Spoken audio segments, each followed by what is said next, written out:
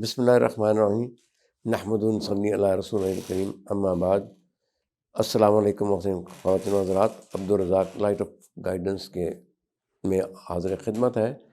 اب ایک دو سوالات پوچھے ہیں کسی نے۔ ایک پہلی بات تو یہ ہے کہ کار کی لیز بینک سے کرانا جائز ہے یا نہیں ہے۔ اب سودی بینک سے کرائیں گے تو وہ تو بڑی واضح طریقے سے پتہ چل رہا ہے کہ سودی ہے، اس پہ قرضہ ہی ہوگا، قرضے پہ سود ہوگا، اس کی وہ قسطیں کر دیں گے۔ اب اسلامی بینک والوں نے بھی یہی کاروبار شروع کر دیا ہے۔ ان کا کہنا یہ ہے کہ ہم کار خرید کے تو اس کو دے دیتے ہیں، اور یہ جو وہ قسطیں وہ دے رہا ہے وہ اس کا کرایہ ہے۔ حالانکہ یہ بالکل غلط بات ہے، ایسی کوئی چیز نہیں ہے۔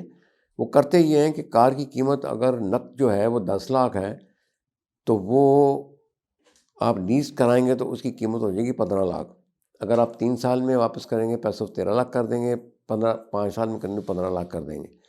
یہ میں یعنی اسٹیٹ میں بتا رہا ہوں، لیکن اس کے ساتھ یہ میں آپ کو مثال دے رہا ہوں، لیکن باقاعدہ جو ہے یہ نقد قیمت کو بیس بنا کے، اصل بنا کے اس پہ سود کی شرح لگائیں گے، جس کا ایبور کراچی انٹر بینک ریٹ، وہ لگا کے پھر مدت جس میں واپسی کرنی ہے اس سے اضافی قیمت یعنی سود نکال کے یا مارجن نکال کے یا جو بھی نکالنا ہے وہ اس میں جمع کر کے اس کو اس پہ تقسیم کر دیں گے جتنے مہینوں میں واپسی ہے۔ 3 سال کے لیے تو 36 پہ تقسیم کر دیں گے، 5 سال کی واپسی 60 پہ تقسیم کر دیں گے۔ تو یہ میرے مطابق قطعاً بھی سود سے پاک نہیں ہے، یہ بالکل سود ہے، یہ کرایہ نہیں ہے۔ ہاں، اور یہ بھی میں بتاتا چلوں خواتین و حضرات کہ اس کا جو لیزنگ ہے اس کا کار کی ماڈل سے، اس کے مطلب میک کہاں کا ہے، اس کا کوئی تعلق واسطہ نہیں ہے۔ وہ جو کار کی نقد قیمت ہے اس کو بیس بنا کے سارا کچھ آگے لے کے چلتے ہیں۔ اب یہ مختلف قسم کی ترکیبیں، طویلیں، ہیلے، بہانے، توڑ مروڑ کے مفروضے بنا لیں تو وہ الگ بات ہے، لیکن یہ واضح طور پہ سود ہے، اضافی رقم ہے، ایک چیز۔ دوسرا یہ ہے کہ اس لیے کہ اس میں بینک کا کسی قسم کا کوئی نقصان نہیں ہے، وہ فائدے میں ہے۔ یعنی وہ کار کی رجسٹریشن ہم نے اپنے پاس رکھیں گے، اور جب اس کی پوری قیمت ادا ہو جائے گی پلس سود، پلس اس کے چارجز، پلس اس کے انشورنس، پلس اس کے جو پینلٹی پڑتی ہے جس کو وہ کہتے ہیں ہم صدقہ کرتے ہیں، پتہ نہیں کرتے ہیں کہ نہیں کرتے، اللہ بہتر جانتا ہے، وہ جب تک ادا نہیں کرتے اس کو واپس نہیں، اس کو گاڑی اس کے نام پہ رجسٹر ہوتی ہی نہیں ہے۔ تو یہ میرے خیال میں نہیں ہے، میرا پورا یقین ہے یہ سود ہے، یہ حرام ہے، یہ نہیں کرنا چاہیے۔ اس کے ساتھ ہی میں آپ کو اس کے لیے ایک لنک بھیجوں گا، وہ ایک ڈاکٹر اسرار صاحب نے بالکل صحیح طریقے سے اور بھی واضح طریقے سے بیان کیا ہے۔ میں کوئی عالم مفتی نہیں ہوں، لیکن میں کمرشل آدمی ہوں، I am a chartered accountant, مجھے ان ساری جو فائنینشیل جھمیلے ہیں ان کا کافی حد تک مطلب علم ہے کس طرح سے چلتے ہیں۔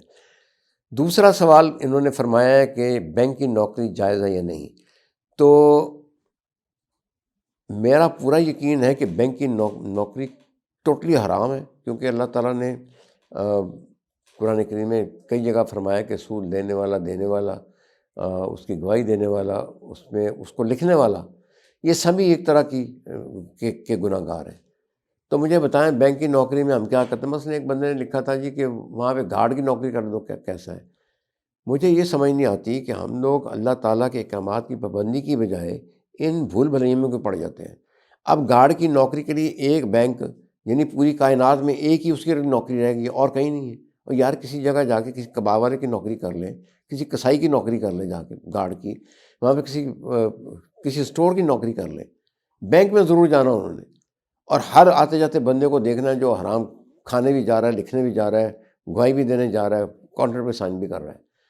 تو میری گزارش یہ ہے کہ، اور دوسری بات یہ جب بینک کی نوکری تو خیر بڑی دور کی بات ہے، آج کل تو ہمارے جتنے بھی ریٹائرڈ جنرل ہیں، بیوروکریٹ ہیں، بزرگ ہیں، وہ بڑے مزے لے کے چٹخارے لے کر سود کھا رہے ہیں، اصلی سود کھا رہے ہیں۔ اسلامی بینک کی تو بات چھوڑ دیں نا، وہ ان کا کیا طویل کیا ان کی، وہ کہتے ہیں یار میرے سارے بچے باہر چلے گئے، میں بیمار آدمی ہوں، میں ایسے دوائیں لینے جاتا ہوں، میرا کوئی کمانے والا نہیں، میں کیا کروں؟ اللہ کو نہیں پتہ میں اس طرح سے ڈپینڈنٹ ہوں، تو میرے لیے اس لیے جائز ہے۔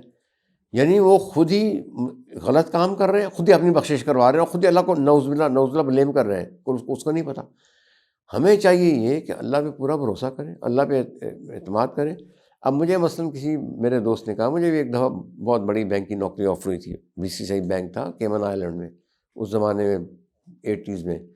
کوئی تقریباً $52,000 تنخواہ تھی، بچے سارا کچھ مفت. میں نے وہ خیر انکار کر دیا کسی وجہ سے. تو میرے دوست میرے ساتھ تھے، وہ کہنے لگے آپ نے انکار. میں نے کہا یار میں نہیں کر سکتا نوکری، اس کی وجہ یہ ہے. کہنے لگے یار تم تو نوکری کرو گے، تم تو وہ اپنی سروس کا محنت کا کمائی لوگے، ہر جانا لوگے، تم سود تھوڑا ہی کھا رہے ہو. تو میں نے کہا یار دنیا میں مجھے ایک بینک ہی رہ گیا نوکری کے لیے، دنیا ساری ختم ہو گئی ہے. اور بڑی جگہ ہے نوکری کرنے کے لیے. چھوٹا موٹا بندہ کو کاروبار کر لے یا کسی چارکن اپنی پریکٹس کر لے، سروس کر لے، جو بھی کرنا کر لے. لیکن آپ ایک سور کی فیکٹری میں مجھے دھکیل رہے ہیں کہ وہ جاؤ، تم تو بکرے ہی کھاؤ گے نا، تو تم بکرے کھاؤ لیکن سور کے ساتھ ساتھ اپنا کاروبار کرو. تو میری گزارش جتنے بھی کی پوزیشن والے بندے تو شاید سوچے بھی نہیں، جو لوور مڈل کلاس کیڈر پہ کام کر رہے ہیں، درمیانے مینیجر پوزیشن پہ، مینجمنٹ پوزیشن پہ، ان بچوں سے میری درخواست ہوگی بینکوں کی نوکری سے طائب ہو جائیں. اس کا آگے جا کے بڑا حساب کتاب ہوگا. آپ کوئی کتابیں، کوئی حدیثیں ساری پڑھ لیں کہ یعنی نبی صلی اللہ علیہ وسلم کا فرمان ہے کہ سود کے 70 درجے ہیں، اور اس میں کم سے کم جو درجہ ہے وہ اگر آپ سود میں ملوث ہوتے ہیں تو ایسا جیسے اپنی ماں کے ساتھ بدکاری کرنا ہے. اب مجھے سمجھ نہیں آتی کہ یہ لوگوں کو یہ بات کیسے سمجھائی جائے، کیسے ان کو یہ چیز بتائیے کس قدر اس کی مطلب معاونت آئی ہے. اسی طرح سے سورہ بقرہ کی جو آیات ہیں 275، میں نے کسی اور ولاگ میں ذکر کیا ان کا، 279 تک، کہ جو سود سے میں انوالو ہوتے ہیں، لیتے ہیں، دیتے ہیں، اس کے لکھتے ہیں اور گواہی بھی دیتے ہیں، تو ان کی اللہ اور رسول کے ساتھ جنگ ہے.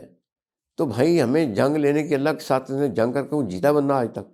تو ہم مطلب ہے اگر اللہ تعالیٰ ڈائریکٹ تو آپ کو کوئی عذاب نہیں دیتا، نہ دینا چاہتا ہوگا، ڈھیل دی ہوئی ہے. اور بڑے مسائل ہوتے ہیں، مطلب ہے آپ کو ایکسیڈنٹ ہو گیا، کوئی انجوئی چیزیں ہوں گی، بچے جو ہیں وہ کوئی اسپیشل چائلڈ پیدا ہو گئے، تو منگنیاں ٹوٹ گئیں، شادیاں ٹوٹ گئیں، بچوں کی اولادوں کی اولاد نہیں ہو رہی، بچوں کی شادیاں نہیں ہو رہی، کئی مصیبتیں لے کے آتا ہے چیز. تو اللہ کی نافرمانی سے ہمیں پرہیز کرنا چاہیے. اور میری گزارش جو بھی لوگ سن رہے ہیں آگے بھی سنا دیں، وہ بینک کی نوکری سے پرہیز کریں.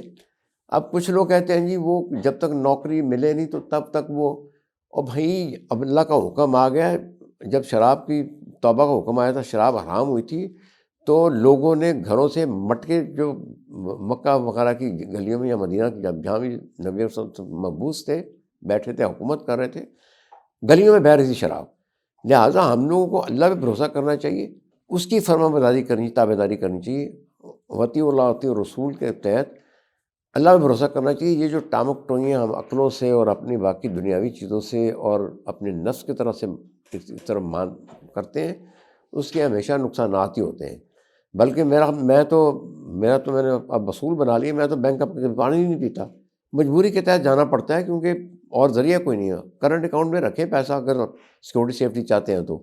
اور اس کے بعد کئی لوگ کہتے ہیں اس کے بغیر کاروبار ممکن نہیں ہے. اچھا ایک اور سوال کسی نے کیا تھا کہ جس کا متبادل بتائیں. بھائی اللہ تعالیٰ نے متبادل صاف صاف بتا دیا ہے ابھی قرآن میں کہ نفع نقصان بیسس پہ کریں، جو مرضی کاروبار کریں، آپ اس میں اجارہ پہ کریں، مشاکرت پہ کریں، جس طرح مرضی کریں، لیکن فکس پہ کریں کہ وہ حرام ہے ٹوٹلی. کہ ایک شخص جو ہے وہ کمائی کر رہا ہے، اس کی انکم آ رہی ہے، دوسرے کو نقصان ہو رہا ہے، وہ نقصان کر رہا ہے. آپ اس کے جو ہیں جو اکنامک ایفیکٹس ہیں، ملٹی پلائر ایفیکٹس ہیں، اس کا اندازہ ہی نہیں کر سکتے.